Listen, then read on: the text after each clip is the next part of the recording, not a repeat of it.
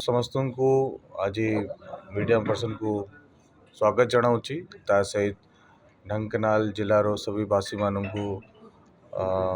मो मो तरफ शुभेच्छा जनाऊँगी और मु कहबाक चाहे बहुत खुशी ढंकनाल जिलार एसपी भाव गत काली जॉइन करी मोर प्रायोरिटी ढंकनाल को केमती आम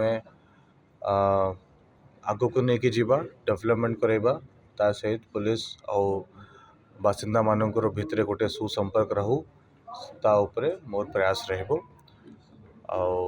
आगामी दिन रे लक्ष्मी पूजा हेबा को जाउची से लक्ष्मी पूजा रो हमें अरेंजमेंट ऑलरेडी प्लान करूछु एंड मु आशा करूची आगामी दिन रे लक्ष्मी पूजाटा बहुत सुरुखुरु रे सरीबो। फेस्टिविटी रो गोटे माहौल आरंभ होउची से माहौल रे हमें क्राइम इंटेलिजेंस ऑलरेडी इम्प्रूव कर देचु। क्राइम क्रिमिनल मानकर गोटे डेटाबेस भी मु आज तैयारी करने को कही एंड आगामी दिन रे तांको उपरे रेड करिकी लीगल एक्शन करा जिवो।